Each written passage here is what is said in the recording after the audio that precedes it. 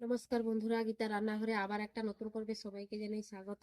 আজ আমি আবার একটা নতুন রেসিপি নিয়ে চলে এসেছি। আজ আমি বানাবো মিষ্টি, গুঁড়ো দুধ আর ময়দা দিয়ে। আজ আমি গোলাপ জামুন মিষ্টি বানাবো। এই মিষ্টিটা বানানো খুবই সহজ, তো বাড়িতে সবাই এই মিষ্টিটা একবার দেখলে বানিয়ে নিতে পারবে। আমি আজকে এই প্যাকেট দুধ দিয়ে মিষ্টি বানাবো। তো একটা আমি গুঁড়ো দুধের প্যাকেট নিয়েছি। প্যাকেট দুধটা আমি একটা বাটিতে ঢেলে নেব। তো এখানে আমার হাফ বাটি মতো হয়েছে। এই হাফ বাটি গুঁড়ো দুধ দিয়ে দেবো।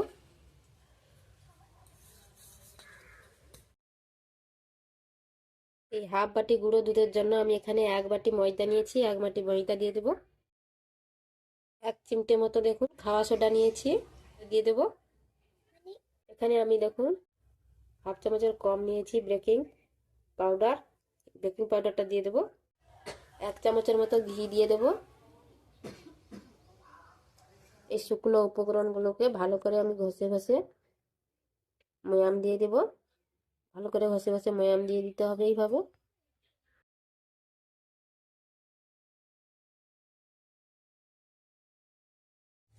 দেখুন ভালো করে আমি ঘষে ঘষে ময়াম দিয়ে নিয়েছি। মুঠো করলে মুঠোর মধ্যে হয়ে যাবে, এইভাবে বুঝতে পারবেন। দেখুন দানা দানা ডালা ডালা হয়ে গেছে। তাহলে আমার ময়াম দেওয়া হয়ে গেছে। এখানে আমি দুধ নিয়েছি। এই দুধ দিয়ে মাখিয়ে নেব আমি। দুধটা আমি আগে থেকে জাল করে রেখেছি, ঠান্ডা হয়ে গেছে। অল্প অল্প করে দুধ দিয়ে মাখিয়ে নেব, একসঙ্গে দেব না, তাহলে অনেকটা নরম হয়ে যাবে।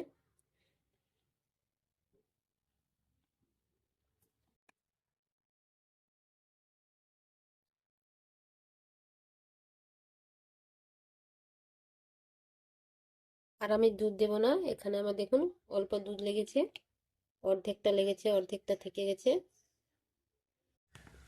দেখুন হাতে এইভাবে লেগে যাবে, ভয়ের কোনো কারণ নেই। এটা যখন সেট হয়ে যাবে আবার একা একা ছেড়ে যাবে।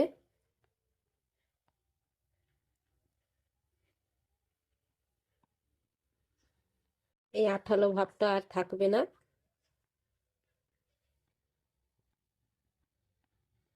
তো এইভাবে আমি রেখে দেবো। মাখানো হয়ে গেছে। আমি এখানে 5 থেকে 7 মিনিট রাখবো। তো আমি ঢাকা দিয়ে রেখে দেবো। ঢাকা খুলে নেব। দেখুন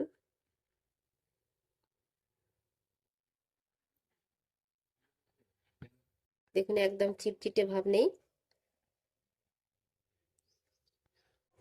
আমি একটু ঘি নিয়ে নিয়েছি হাতে, হাতে লাগিয়ে দিলাম। এখান থেকে ছোট ছোট লেচি কেটে নেব।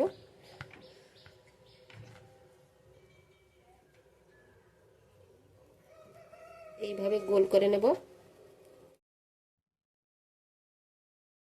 দেখুন গোল করে নিয়েছি, কোথাও দেখুন ফাটল নেই। একটা আমার হয়ে গেছে, রেখে দেবো একটা পাত্রে। রেখে দিলাম। আবারও এইভাবে গোল করে নেব লিচি কেটে।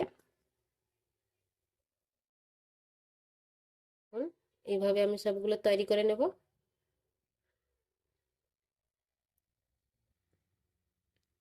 আবারও আমি লিচি কেটে নিয়েছি, দিয়ে ভালো করে গোল করে নেব।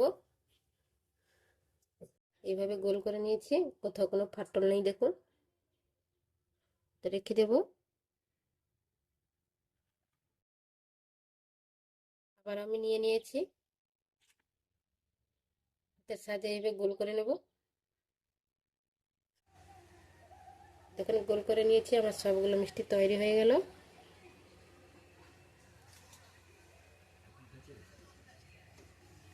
সবগুলো তৈরি করে নিয়েছি। এগুলো আমি দেখুন ছোট করিনি, বড়ও করিনি। এগুলো তেলে ভাজলে আরও ফুলে যাবে, এই জন্য আমি মিডিয়াম সাইজের করে নিয়েছি। দেখতে কতটা সুন্দর হয়েছে। তো এগুলো আমি তেলে ভেজে নেব। নুন ধরিয়ে নিয়েছি, কড়াই বসিয়ে দিলাম। কড়াইতে সাদা তেল দিয়ে দেব। সাদা তেল দিয়ে দিয়েছি, হালকা গরম হয়েছে। এই মিষ্টিগুলো সব দিয়ে দেব।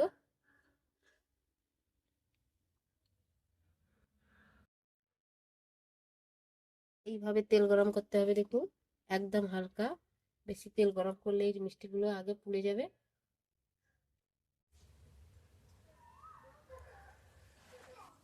আমি সবগুলো মিষ্টি একসঙ্গে দিয়ে দিলাম। দেখুন একদম হালকা আঁচে দিয়েছি। দেওয়ার পরে দেখুন বুদবুদ উঠেছে। যতক্ষণ না তেলে ভেসে উঠছে ততক্ষণ পর্যন্ত আমি নাড়ব না। দেখুন মিষ্টিগুলো তেলের উপরে কি সুন্দর ভেসে উঠছে একা একা। দেখুন ফুলে কতটা বড় হয়ে যাচ্ছে। তেল থেকে সব মিষ্টিগুলো ভেসে উঠেছে। আমি একটু কড়ার হাতল ধরে এইভাবে নাড়িয়ে দেব।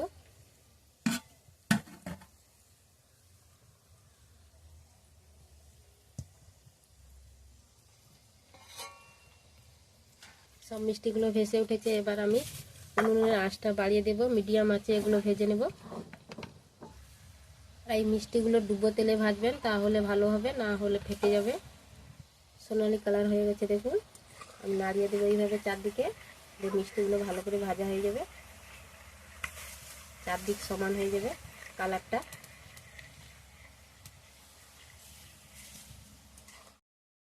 চারদিক থেকে কত সুন্দর একটা কালার হয়ে গেছে, লাল কালার।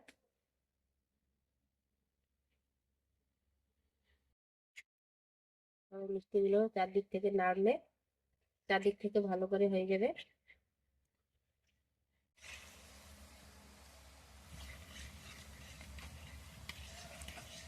দেখুন মিষ্টিগুলো আমার ভাজা হয়ে গেছে, পুরো কালারটা দেখুন কত সুন্দর হয়ে গেছে। এইভাবে লাল লাল করে সব মিষ্টিগুলো ভেজে নিতে হবে। এখানে আমার মিষ্টিগুলো ভাজতে প্রায় 10 থেকে 15 মিনিট সময় লেগেছে। তুলে নেব সব তেল থেকে। তো দেখুন মিষ্টিগুলো আমি সব তুলে নিয়েছি। কালারটা দেখুন কত সুন্দর হয়েছে। তো একটা প্লেটে সব নিয়ে নেব। আবারও কড়া বসিয়ে দিয়েছি। যেই বাটিতে ময়দা নিয়েছিলাম সেই বাটির 1 বাটি চিনি দিয়ে দিলাম। সেই বাটি মাপ করে জল দিয়ে দেব। আমি এখানে 1.5 বাটি মতো জল দিয়ে দিলাম। চিনিটাকে আমি গলিয়ে নেব। চিনিটা গলে গিয়ে ফোটা পর্যন্ত অপেক্ষা করব। শিরা তৈরি করব, তার জন্য 1 বাটি চিনি আর জল দিয়ে দিলাম। চিনিটাকে ভালো করে গলিয়ে নেব। চিনিটা দেখুন একদম গলে গেছে।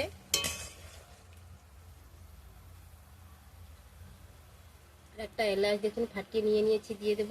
ভালো একটা সেন্ট আসবে মিষ্টির মধ্যে।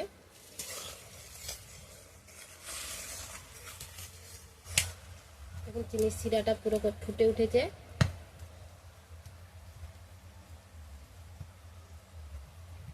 একদম পুরোপুরি ফুটে উঠেছে দেখুন।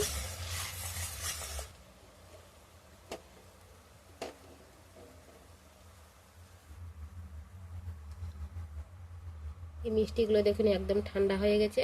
এই শিরার মধ্যে দিয়ে দেব। এই মিষ্টির গায়ে দেখুন একটু একটু ফাটল হয়ে গেছে। এগুলো কিন্তু কোনো অসুবিধা নেই, এগুলো থাকলে আরও চিনির জলটা ভালো করে ঢুকে যাবে, মিষ্টিগুলো খেতে ভালো হবে। আমি সবগুলো মিষ্টি দিয়ে দেব।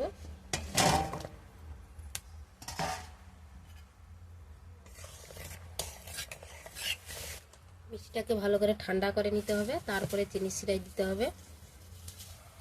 এখন মিষ্টিগুলো দিয়ে দিয়েছি, ঢাকা দিয়ে দেবো। 5 মিনিট মতো ঢাকা দিয়ে মিষ্টিগুলোকে ফুটিয়ে নেব। 5 মিনিট হয়ে গেছে, ঢাকা খুলে নেব। বন্ধুরা মিষ্টিগুলো দেখতে কতটা সুন্দর হয়েছে। তো 5 মিনিট আমি রান্না করে নিয়েছি, আর জাল দেবো না। উনুনের আঁচটা আমি কমিয়ে দিয়েছি। নামিয়ে নেব। উনুন থেকে আমি নামিয়ে নিয়েছি দেখুন মিষ্টিগুলো। এখানে আমি আধ ঘন্টা মতো ঢাকা দিয়ে রেখে দেবো এইভাবে।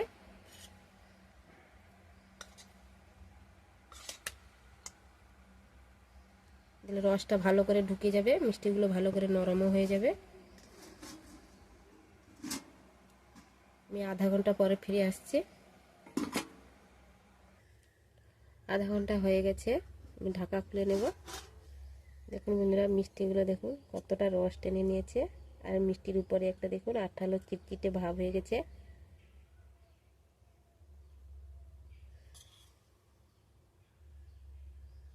দেখতে দেখুন কতটা সুন্দর হয়েছে।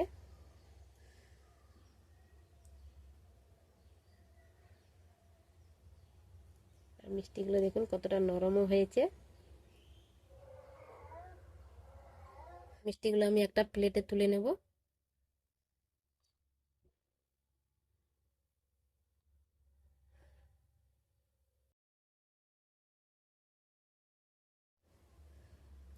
মিষ্টিগুলো আমি সব একটা প্লেটে তুলে নিয়েছি। এই রসটা দেখুন, শিরাটা উপর থেকে দিয়ে দেবো এইভাবে। দেখুন মিষ্টিগুলো, এই গোলাপ জামগুলো কত সুন্দর দেখতে হয়েছে দেখুন। মাত্র পাকের গুঁড়ো দুধ আর ময়দা দিয়ে দেখুন কতগুলো মিষ্টি হয়ে গেছে আর কতটা সুন্দর হয়েছে। এই নতুন বছরে পয়লা বৈশাখে এই মিষ্টিটা বানিয়ে নিতে পারেন। বানানো খুবই সহজ আর খেতেও দারুণ লাগে। আর কতটা নরম হয়েছে দেখুন।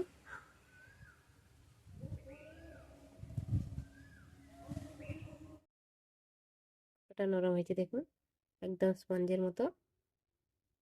দেখুন স্পঞ্জের মতো হয়ে গেছে, একদম স্পঞ্জের মতো নরম হয়েছে।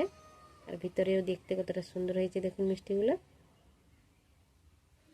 নতুন বছরে এই মিষ্টিটা বানিয়ে বাড়ি বাইকে বানিয়ে দেবেন, সবাই তো খুবই খুশি হবে আর সবার মিষ্টি মুখও হয়ে যাবে এই নতুন বছরে। আর দোকান থেকে কিনে আনতে হবে না। দেখুন কত সুন্দর হয়েছে। আর বাড়িতে অতিথি এলেও এইভাবে মিষ্টি ঝটপট বানিয়ে দিতে পারবেন।